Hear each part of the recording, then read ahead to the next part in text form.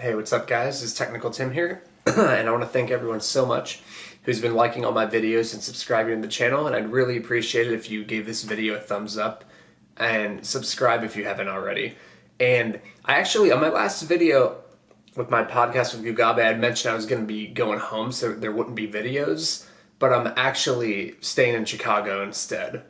Ended up last minute deciding, ended up not being able to go. So I'm just here to recap Bellator, and it's important to just recap every event, I think. And I do this to kind of talk about my thoughts on the fights because it's important to kind of know where you got your picks right, where you got them wrong, and so you can kind of self-reflect. And so yeah, and if you guys, sorry, I'm really tired, FYI, but I'll be able to get through this. And if you're kind of new to the channel on these videos, I kind of just go through each fight from a general sense and a betting perspective and a technical perspective. And I kind of think about what I was thinking before the fight and what I was thinking after. And I'll actually mention the Pico fight. But, oh yeah, before I talk about that, I will say, I ended up, my last video I just mentioned I only was going to be playing Archuleta. I ended up also playing Rory and Bandeja. So I got a couple right and then I got one wrong. It ended up kind of being like, I didn't have much action on the fight anyway, so it kind of just ended up being like a break even, like nothing really type of event, so it's whatever. But could have been good if Bandejas would have hit. Would have been a nice little bump, but instead it kind of just ended up being about a break even. But I'll kind of go through each fight.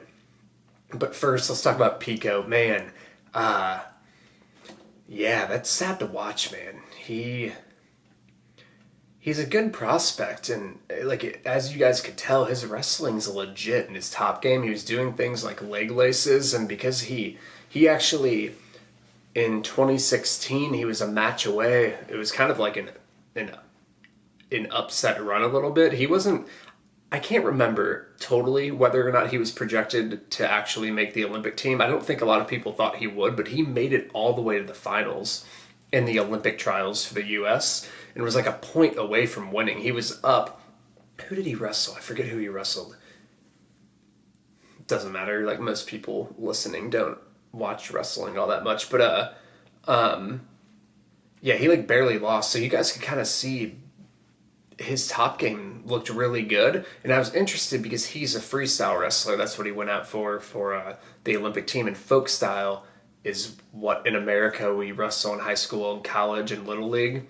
And so anytime you hear D1, that's folk style, and that emphasizes top control. So I didn't know if Pico, being like an Olympic level wrestler at age 19, how well versed he was in being able to ride people. Because in Little League and high school, you can learn those, but you usually learn a lot about it in college, because in college there's a scoring criteria for college wrestling called riding time, and if you have like a certain amount of net riding time where you hold someone down, you actually get points for that. But in high school, they don't do that, and they don't do it in Little League either.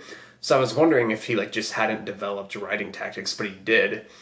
But I mean, he just is kind of chinny, and it sucks because he's already been knocked out a couple times. So the more you get knocked out, the data suggests that the more likely you're to get knocked out after. It's kind of like a number, you know?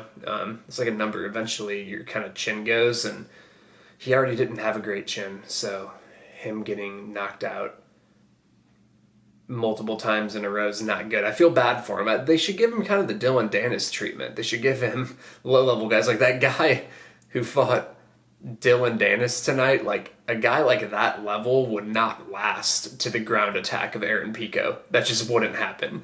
Like I think Aaron Pico's a way better MMA fighter than Dylan Dennis. And look at like Dylan Dennis is kind of building up and gaining kind of in-cage experience and things like that. So feel bad for Pico. The next fight, I'm going to go straight to the main card. I'm going to skip the rest of the prelims. Horiguchi and Caldwell. I stayed away here, and great, very, very solid stay away, because my lean was sort of Caldwell. I actually ended up almost playing Horiguchi is a value play. I thought Caldwell was maybe gonna win, but I didn't. I mean, I knew Horiguchi could win, and I made a tweet about this. Like, I expected Caldwell to win, but I thought it was going to get dicey for him later, and it kind of started to do that as he slows down, and he just slows down, man, and he doesn't have enough depth to his game other than being able to kind of just take you down and lay on you a bit. And if you have a good guard, he can't really get some of his top game going. He can get his top game going against less grapplers, but he just needs to kind of evolve. But he's still a really good wrestler, and he's still a solid fighter. But yeah, I thought that was the right decision. I'm glad Horiguchi deserved that win. I thought he won four rounds to one or 3 rounds to 2, and yeah, it's kind of weird. The cage actually kind of helped. You would think the going from a ring to a cage, it would be an advantage Caldwell, and it kind of was in a few areas. But Horiguchi was able to kind of get his back up against the fence at times and kind of help posture up and land strikes from there, and then kind of just try to stand up from there as well. But yeah, I'm really happy that I stayed away from that fight because I just was not confident in Caldwell. He was a popular play. I know a lot of good bettors who are betting him like minus 160, and I just didn't agree with it, and I just decided to like not deal with that fight. Next fight, Archuleta Dantas. You guys who watch my videos got this pick from me. That was the one that I gave away on my videos. I ended up playing a couple more to people who bought my picks. But Archuleta, like, this fight honestly went exactly how I thought it would. It's always nice whenever it plays out like that. And yeah, like kind of to a T. I thought Archuleta uses that lateral movement and comes in with those like stutter steps and blitzes really well. And Dantas is a low volume. And I think Archuleta is just tough to really land on, and Dantas is already a guy who struggles to throw output in the first place, so I just figured Dantas wouldn't score that much here, and he wasn't going to out-wrestle Archuleta, so it's like, he kind of just has to land big shots to win rounds, and whenever you have to rely on landing big shots and like knockdowns to win rounds, that's just not a good thing. And Archuleta also got, so like he got the striking going, as I talked about. Defensively, he's just good at avoiding strikes by moving laterally and backwards and kind of never staying still. But he'll also, he just comes in with weird timings. Like, he kind of reminds me of Dominic Cruz. I actually think a counter striker is the guy who could land on Archuleta, because Cody is a good counter puncher, and specifically a puncher as well. And Cody's a good puncher, and he kind of squared up Cruz a lot. That's what happened. He was just waiting for Cruz to come in, because Cruz kind of does that thing kind of like Archuleta, where he's moving, then he'll come in and come out, come in, come out. And a good counter puncher will kind of just wait on him, because Archuleta or Cruz would be doing the work for them, honestly. But I wasn't impressed enough of Dantas' countering abilities for him to take advantage. And then, yeah, I didn't think he'd be able to land a lot. I thought Archuleta would just be able to kind of land with those blitzes. And from the grappling, I had mentioned I didn't think Archuleta would really dominate with the wrestling from a major top game perspective, but he'll always get that standing back take where he can start then kneeing to the legs and things like that and just score points. And so the activity happened. And like, I didn't call the knockout. Like, it's hard to call knockouts, because sometimes it's just random. It's not like a skill. Like, sometimes they just happen. And I mean, it's a skill, but you know what I mean. Like, in fights like this, it's not always repeatable. That's what I'm saying. And yeah, like, but I did figure Archuleta, because Dantas is shown to be a little chinny, and I figured if anyone got KO'd here, it would be Dantas. So we kind of had that in our back pocket too. Like, we had probably the better finisher, but I didn't expect the KO, but I just expected the round winner here, and Archuleta was going to be up 2 clear rounds going into round 3 before he got the KO, so that was a good pick. Next fight, Patrick Mix and Ricky Bandejas. I played Bandejas here, and this was the one I got wrong. And okay, so one of the best lessons I've ever had in betting. I don't know if I've ever told you guys this before, but one of the best lessons I ever heard was that I ever had. That was kind of just a self-learned lesson. I bet Joby Sanchez against Roberto Sanchez. I don't know if you guys know. Most of you know who those guys are, but some of you might not. But essentially, it's like Joby Sanchez is a bit of a wrestler. Roberto Sanchez is kind of a grappler as well. And I just thought from a traditional wrestling standpoint, Joby Sanchez was better. And I thought he was also probably a better striker as well. And what I didn't take into account, and it fucked me, is that Joby Sanchez likes to give up his back to stand up. And I always talk about this concept of people who give up their backs and people who put hooks in, especially a body triangle. And I talked to you guys about this. I have a list of people who do that. Of like, A, people who put hooks in, and B, people who give up their backs to stand up. And Joby Sanchez does that, and Roberto Sanchez will slap in hooks. And so I picked Joby Sanchez because I thought positionally he was a better wrestler, and I thought he was kind of a better striker too. I didn't go like huge on the fight. It was like a unit. And Joby Sanchez gave up his back, and Roberto put in hooks, a body triangle, and choked him out. And I was like, fuck. So what I learned from that is anytime you're taping grappling, it's honestly the most important thing about... It's one of the three most important things about taping grappling. I'm always on the lookout for it. Every single time I tape, I look for this. No matter what. Anytime I'm grappling. Is one of these fighters a hook player, and does one of them give up their back? And what does that mean because of that? And I just completely ignored that in the Joby Sanchez and Roberto Sanchez fight. And I told myself I'm not going to fall for that again. And I never did. I literally have never lost a fight really because of that reason since. And I've won a ton of fights because of that. I cashed in on Gillian Robertson over multiple people on that because she's just a back taker. That's all she is. And I cashed in on her against Macedo because Macedo will give up her back by going for knee bars and stuff, and you can become the high man, put in hooks, and then take her out and get that rear naked choke.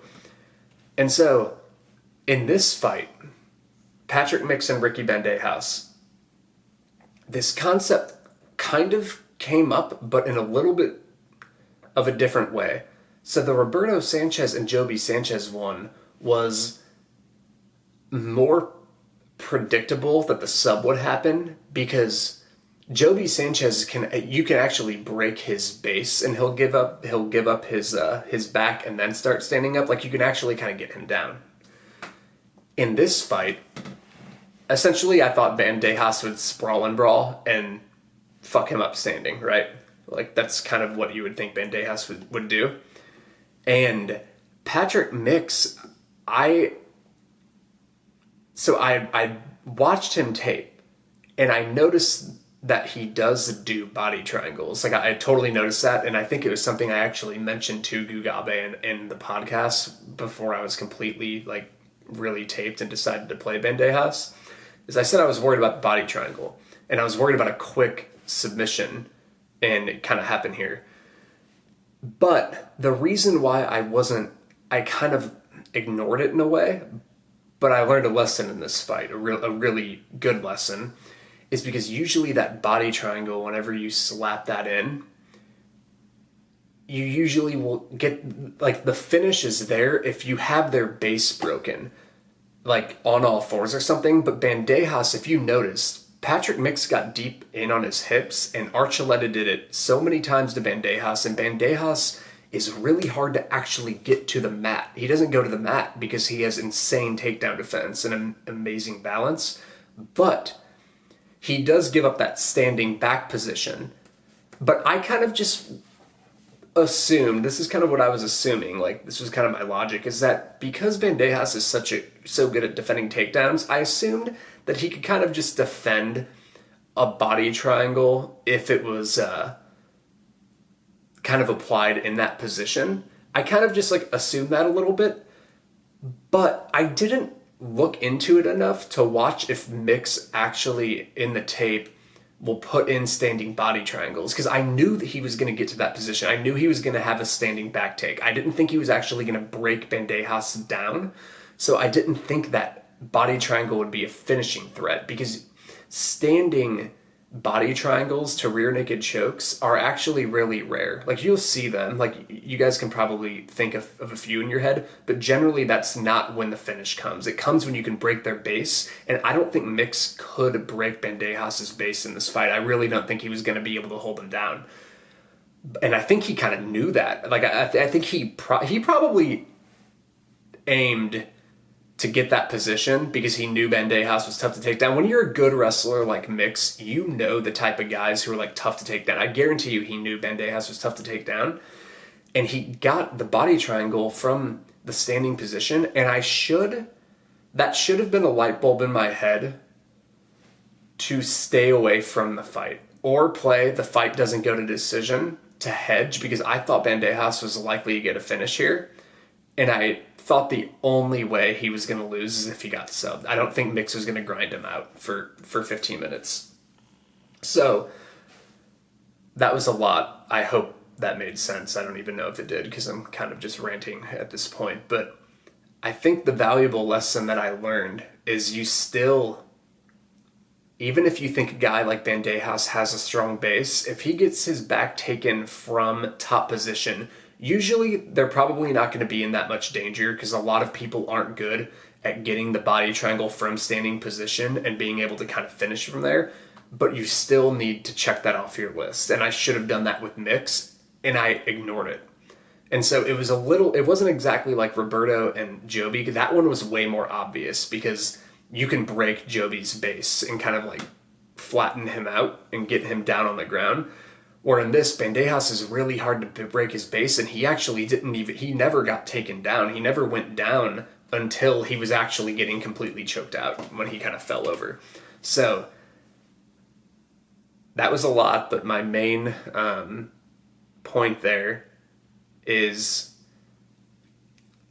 that you always have to look for that, like a hook player against somebody who will give up their back to stand up. It's totally fine to give up your back to get away and fight hands and get away. That's totally fine to do that against non-hook players, but a guy like Mix, you can't do that. Even if Bandejas has a strong base, you got to look out for it if that person can kind of get a standing back take. They are rare, so that's why I'm not beating myself up too much, but I'm always going to remember that now, and I will not fall for that again. That's not going to happen to me again. I'll always be on the lookout for that in grappling situations, and I'm gonna get Mix one of these days. Like, I don't like go. I that's not the way you want to be a better. You don't want to like try to. You got to play the value side, and I kind of know the type of guys Mix is gonna beat after. Like, I feel like I know his game a lot now after kind of taping him over the last couple of days and then seeing his fight tonight. And that game will work on a lot of people, but there are going to be people he cannot do that to, and I'm going to get him. I guarantee you. Eventually a matchup will be made where I beat Patrick Mix. I'm confident in that. Next fight, Dylan Danis, Max Humphrey. I'm not going to say much about this. Like, Dylan Danis kind of just destroyed him. Machida Sonnen. I actually threw. I think I threw like a small play on Machida, not tracked. I think I threw a small play on Machida untracked inside the distance, but nothing big, like fractional units. So it's kind of how I expected the fight to go. I figured if Chael kind of had to survive some big shots early, and then maybe he could kind of get his wrestling going from there once Machida slowed down, but I kind of figured Machida would finish him. And then Rory McDonald and Neiman Gracie. I played Rory here. This fight went pretty much exactly how I thought it would go. I expected Rory to kind of win. Like, I expected him to win like a 49-46, 50-47, or 50-45 type of decision. And I think it ended up being 49-46, 48-47. So there's like a couple rounds where Neiman won that fifth round. I thought it was like 4-1, but it could have been 3-2 as well. Like, I think both those scorecards are justifiable. But the main thing that I saw with Rory in the comparison to Ed Ruth is I watched. I wasn't originally going to play this, and then in that podcast with Gugabe, I had mentioned that I had no interest in playing this, and then Gugabe was kind of high on McDonald in this fight. And like I agree, McDonald had like a striking advantage, and it was there. Although Neiman's kind of scrappy on the feet, he kind of just like makes shit work, even though he's not like all that athletic on the feet or anything. But he kind of just makes shit work by being just like tough and durable and kind of just like offensive minded.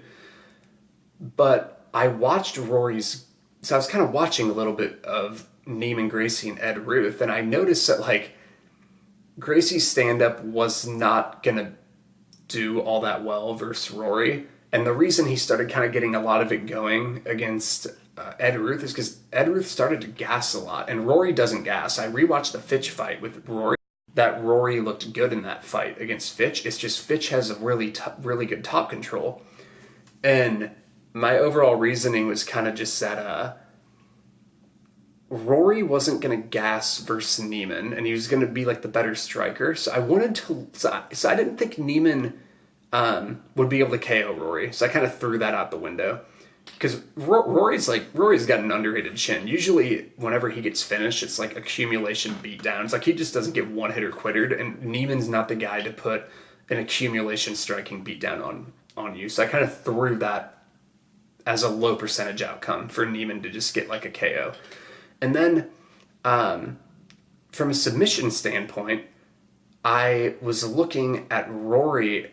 I watched his Polaris match versus JT Torres, and JT Torres is actually a higher level grappler than Neiman. They're both like in similar tiers, but JT Torres is probably better.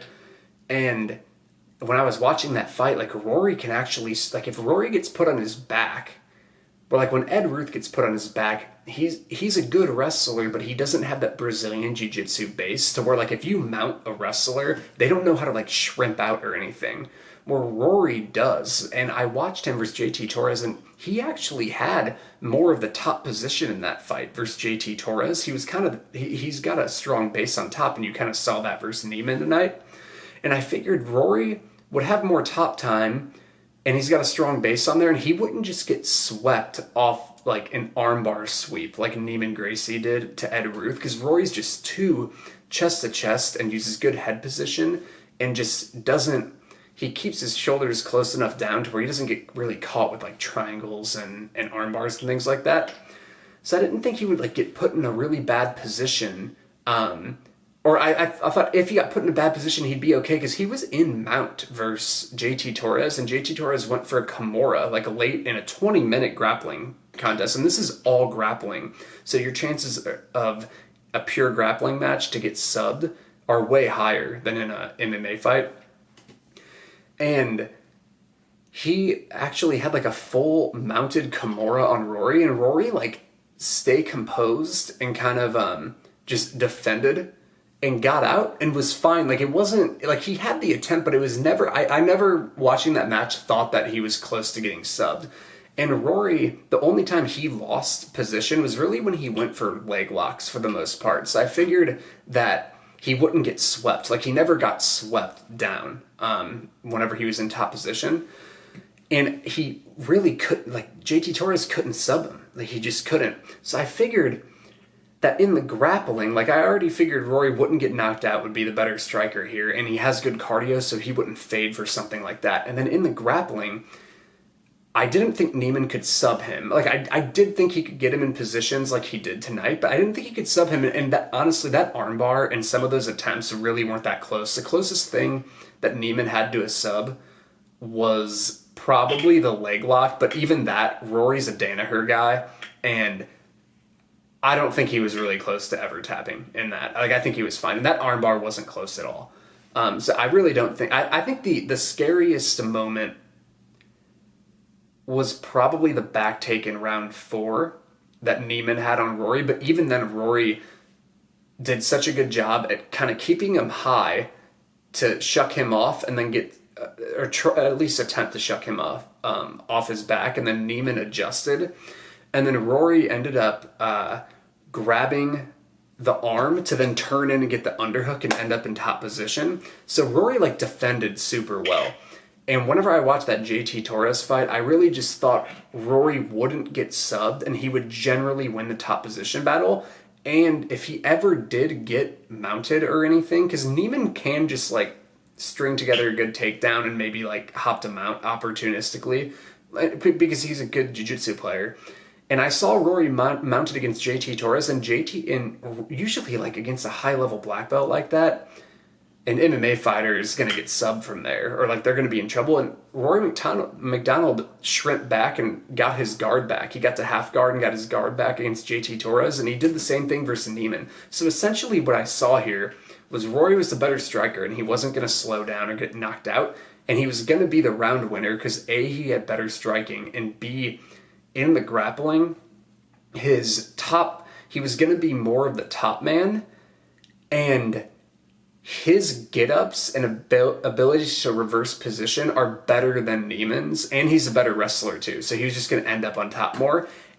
And then from a submission point of view, I just didn't think Gracie could sub him. So I thought, even though like the decision ended up being 49, 46, 48, 47, I think that's going to be a tough fight for Neiman to win 3 to 4 rounds. It just is. Like, it's possible, but I think it's kind of lower percentage. So that's why I thought Rory was worth a play. Sorry that I fucking ranted there, but I didn't give my reasoning as to why I picked McDonald and Neiman, because we did I did that podcast with Gugabe, and then I ended up taping and then deciding on the pick. So I just wanted to explain to you guys why I made that pick. But that was my reasoning. So I figured I would cap him around like 75%. Like I thought he should have been about minus 300. And like, I think that's justifiable just because a card's 49, 46, 48, 47. That's still like, it was still like a clear decision. And I generally think Rory just wins that fight. Like, I could see, if they fought 4 times, I could see Neiman winning once, but, like, I think Rory would win that for the most part. But yeah, that's my breakdown. So, not a bad event. About break even. If Bandejas would have hit, it would have been a nice little, like, 5-unit win on just kind of like a little random Bellator card. But I thought I had good reads. Like, Archuleta and Dantas went to a T. McDonald and Gracie kind of went exactly how I thought it would. And then Mix and Bandejas, it was just it's crazy. Just one grappling sequence that you kind of overlook can be the reason that a fight doesn't have, that a pick doesn't get right. Just one little grappling sequence, yeah. So it was really that one minor error that kind of changed what would have been a really good event into kind of just like a break-even event. So we're going to get him, we're going to have a big event like soon, because I've been making some legit grappling reads lately, and I feel like the picks I've been getting right have been killing it, and I feel like so eventually we'll be able to get a good winning event. But yeah, we're still up for the month. We had a good month in May. We're still up for the month this month, and the next card, we actually have the Contender Series on Tuesday, and I'll have picks for that, and I'll have a video for that. And then I'm going to have a podcast with the Gugabe talking about the Korean Zombie card. And then I will have some video previews and all that. And just so you know, my big play of next week is Kevin Aguilar. And I'm extremely confident that he's going to beat Dan Ige. I'm really confident in that. I'm going to do kind of a pretty in-depth preview on that one with like video and all that, just to show you some of the grappling reads that I've seen. And I'm confident that Dan Ige is going to lose that fight. It's just a bad style matchup for him. He's not going to get his grappling going. But anyway, thanks so much for listening. Sorry, I'm super tired, so if I wasn't totally with it on this video, I apologize. It's just kind of late, and I wanted to get this out so I can kind of start working on videos for you guys tomorrow. So thanks so much, guys. Really appreciate it. Bye.